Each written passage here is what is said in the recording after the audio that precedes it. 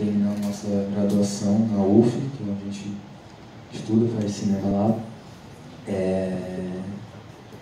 Então a gente fez o PED, que acabou dando uma circulada legal, assim, por conta disso, acabou que se abriram as portas para se fazer muito rapidamente um segundo curta. E bem, o BR3, ele, na verdade, ele começa com uma sensação, talvez uma imagem, assim, mais uma sensação mesmo,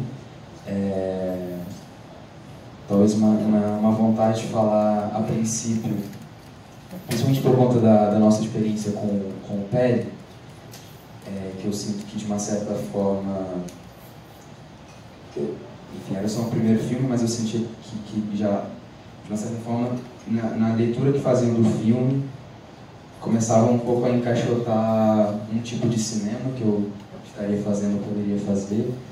Então essa inquietação me leva, talvez, ao ponto de partida, assim, pro BR3. E o BR3, ele é construído em uma série de conversas, andando pela maré, assim, com o elenco. Inclusive o elenco ele é fechado antes mesmo de ter um roteiro, assim. É muito doido. E, bem,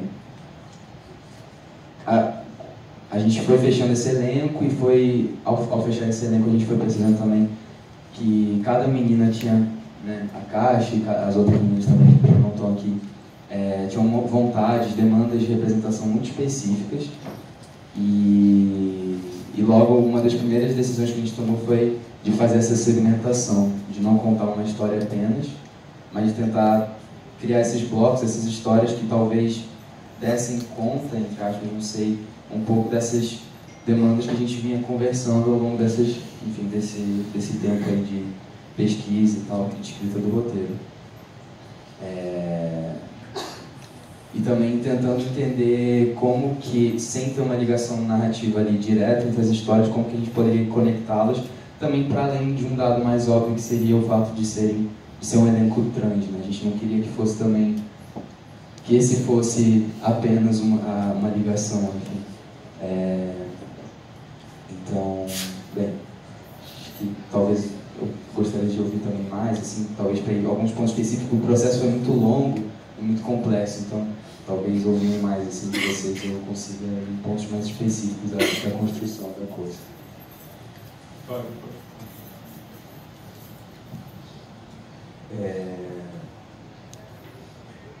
O filme surgiu primeiro, assim, eu e meu sócio, Felipe Fernandes, a gente queria filmar e não queria esperar edital, e a gente resolveu filmar, chamar a Dora de novo para entrar numa fria, de filmar 2 curtos sem grana, e aí ela falou, vamos lá, a gente foi, e eu fiquei pensando o que é que eu quero falar.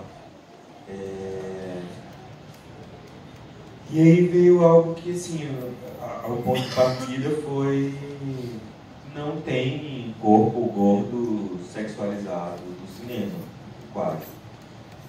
E uma das coisas massas no festival é que, tanto no temporada quanto no BR3, tem.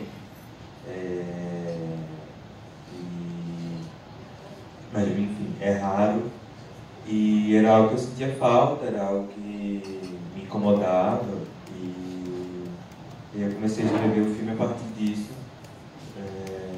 E aí foi surgindo uma história, e também não quis que fosse algo maniqueísta e tal, apesar de a gente ter o filme é contado por um narrador, que é o Francisco, para a gente ver as coisas pelos olhos dele. Mas o que é dito no filme pela outra personagem pode parecer cruel para algumas pessoas, pode parecer simplesmente a pura realidade para outras. E outras coisas que eu queria trabalhar no filme é justamente como, além do que é dito, como se é sentido o que é dito, como se fala e como se recebe. mas principalmente a questão do corpo, assim, a imagem era muito importante para mim, e aí nesse sentido e em vários outros, a parceria com Maíra foi muito importante, assim, de entender, de ter essa sensibilidade de como mostrar o corpo e o que é que como eu queria mostrar e como ela achava que queria mostrar e como isso foi se casando. E apesar de ser um filme muito falado, acho que as imagens talvez sejam mais importantes ainda do que é de fato dito no filme. Enfim, também eu vou esperar vocês citarem. Já tem algumas inscrições, mas eu queria rapidinho contrabandear uma pergunta minha para os cursos, para os dois, porque eu acho incrível a forma como alguns filmes estão conversando nesse festival. E aí, de repente, o Reforma e o BR3 conversam, para mim, de forma muito interessante em dois sentidos. Primeiro, os últimos planos deles. Eu acho o último plano do BR3, assim, o mais bonito do festival. O Carlão dava um prêmio, o Calachimba dava um prêmio para melhor último plano. Eu acho aquele plano que da janela e de repente começa a tocar a Nina Simone, assim, eu acho que assim, é incrível, no contexto do filme, dá uma emoção incrível. E o último plano do Reforma, que é aquela coisa deliciosa, o cara ali se divertindo, tomando sorvete, e aí de repente você vê outra forma como os filmes conversam, que é sorvete cachorro quente.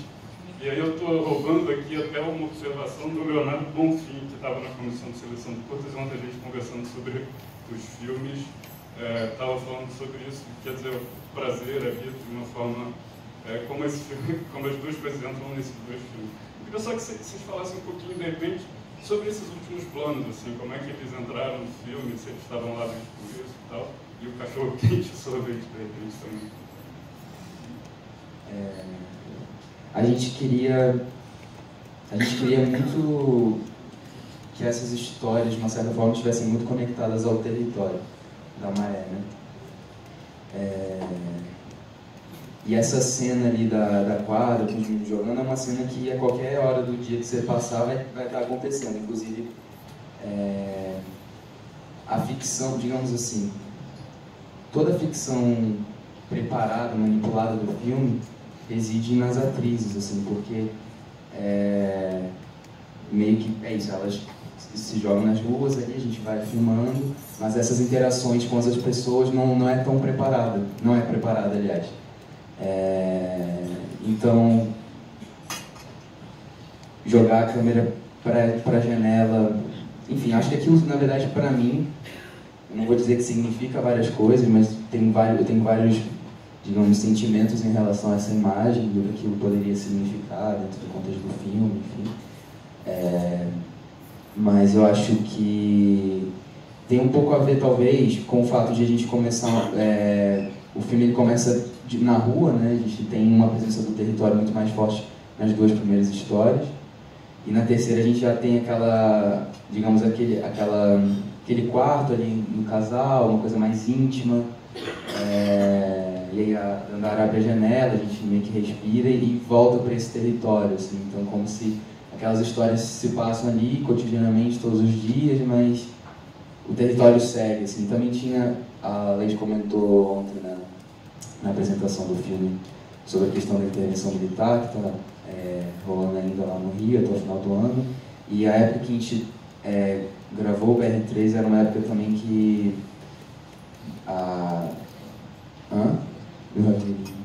era uma época onde então, as operações na Maré estavam num pico, assim, estavam realmente, a gente, inclusive, por causa do Rogerinho, exatamente. E a gente também queria muito tentar, enfim, a gente, nessa ideia de trabalhar o território, a gente ficava pensando de que forma a gente quer abordar esse território, né? E obviamente não, a gente queria tentar, de uma certa forma, trazer uma perspectiva um pouco mais esperançosa, digamos assim, tanto para esse território quanto para as personagens, assim, então para essas vidas ali, mostrar talvez um outro tipo de imagem, de um outro tipo de imaginário mesmo em relação a isso, assim. Então acho que tem um pouco isso, tem outras questões também de masculinidade, enfim, mas isso já são umas viagens na minha cabeça, assim, que eu também posso desenvolver depois. O plano final, a cena final, na verdade, é uma criação de Dora. Ela leu o penúltimo tratamento do roteiro e falou: eu acho que falta uma cena que mostre ele tendo prazer de comida. Acho que talvez ela até tenha lido sorvete, né? Aí eu fiquei com isso na cabeça e falei: e aí a cena no roteiro era só isso, assim, Francisco toma um sorvete. E aí no dia tinha o computador lá da cena, e aí me veio essa cena do casamento do meu melhor amigo. Eu falei: acho que ele vai comer sorvete com essa cena. E a gente fez um take só, né? Foi do nada, né? Aí vai. Alô. Falei: vou cantar essa música. E a gente fez o take e foi um só e é isso, foi o final do filme. Foi a última cena que a gente gravou também.